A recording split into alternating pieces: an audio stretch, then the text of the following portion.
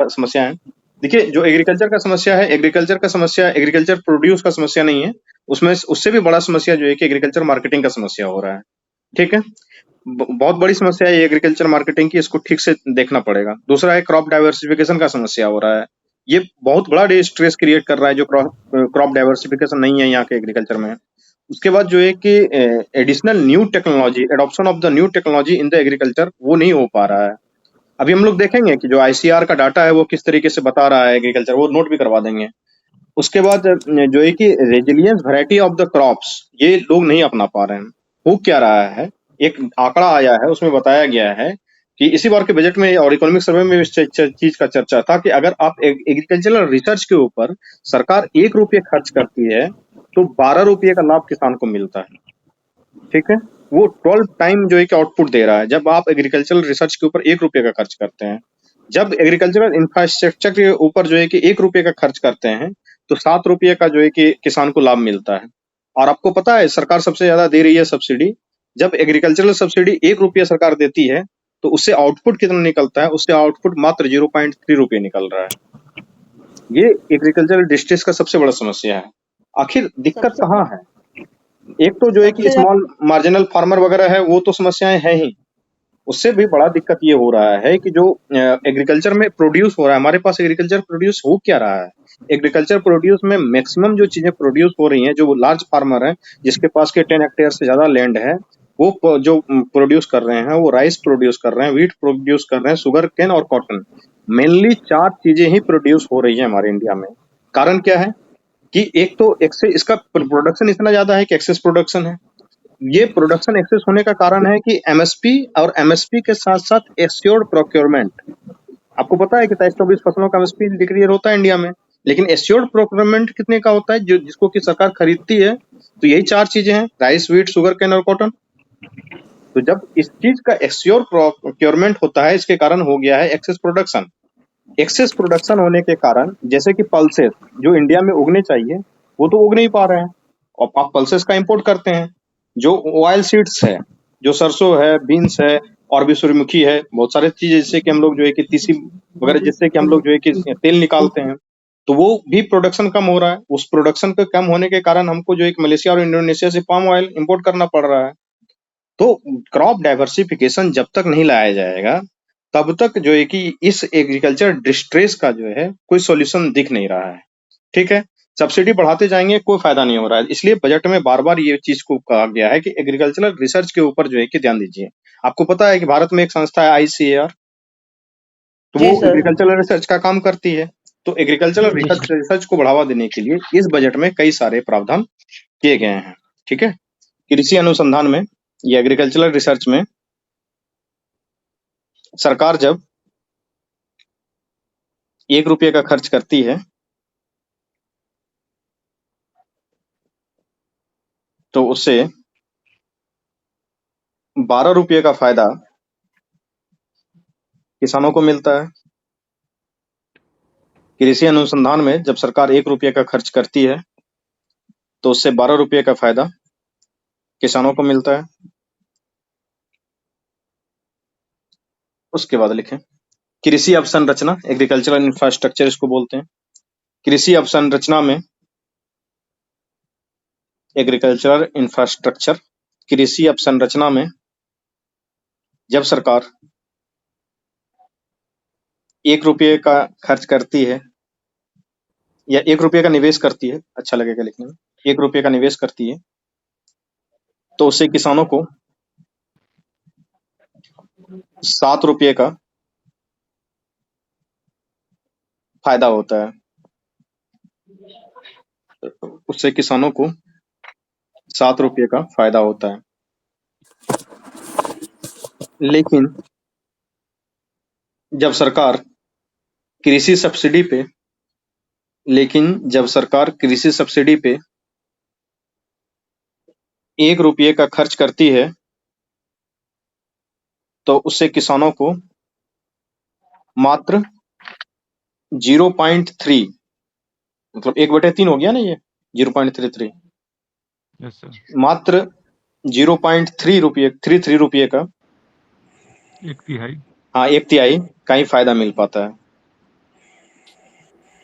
कि जो मोटे अनाज हैं, जो बाजरा है, जिसको कि हम लोग श्री अन्न भी बोलना स्टार्ट कर दिए अब, और पल्सेस जी वगैरह हैं, तो इनका प्रोडक्शन बढ़ाना पड़ेगा। तो इनका प्रोडक्शन बढ़ाने के लिए इस बार सरकार ने बोला है कि उनको जो है कि हम सर्टिफिकेट देना स्टार्ट करेंगे। जैसे कि मान लो कि ऑर्गेनिक सर्टिफिकेट का उनको जो है कि एक सर्टिफिकेट दे दिया है।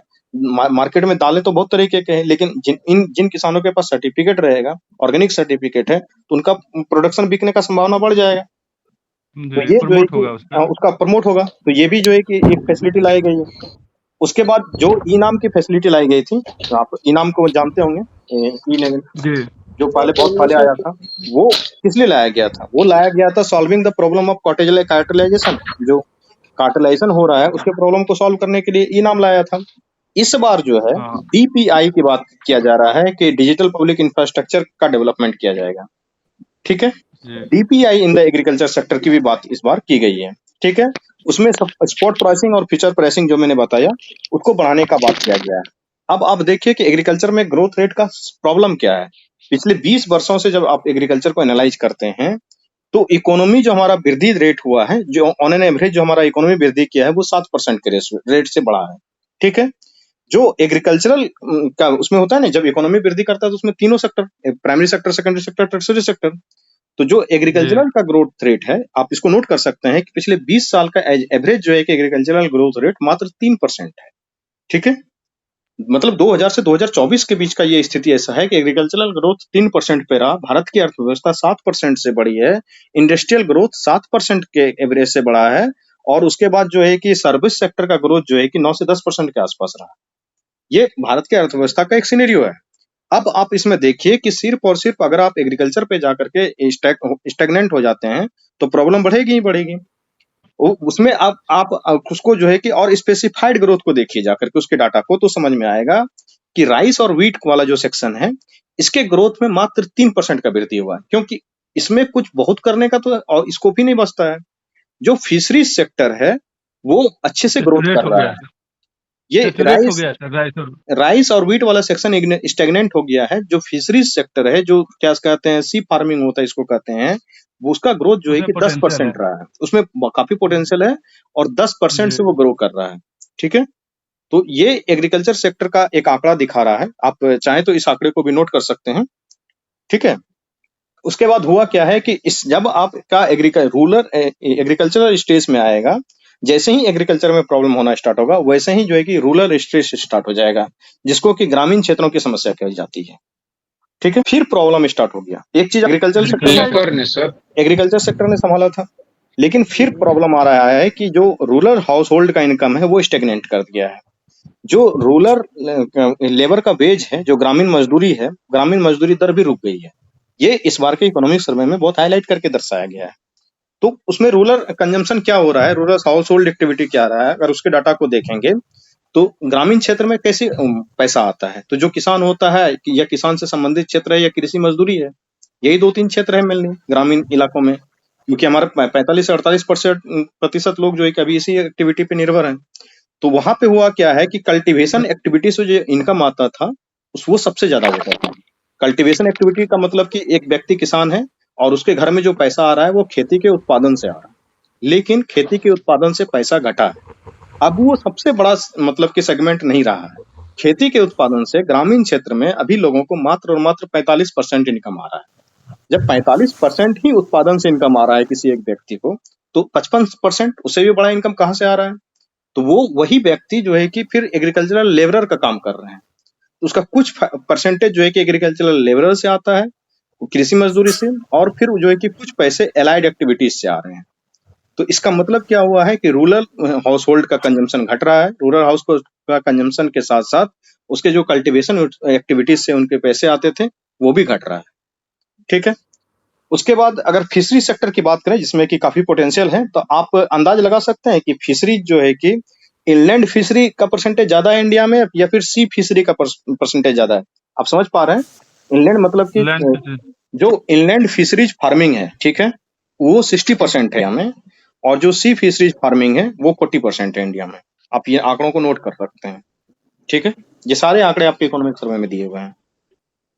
ठीक है, तो ये इस तरीके से ये प्रॉब्लम चल रहा है। और फिशरीज जो है कि इस फिशरीज सेक्टर में जो है कि काफी संभावना है। एक तो जो है कि प्रोटीन युक्त भोजन भी सभी लोगों को मिलेगा, और जो है कि एग्रीकल्चर से जो है कि लोग हटेंगे, और क्रॉप डाइवर्सिफिकेशन भी आएगा। Agriculture and agriculture allied sector में बेनिफिट भी मिलने वाला है। ठीक है।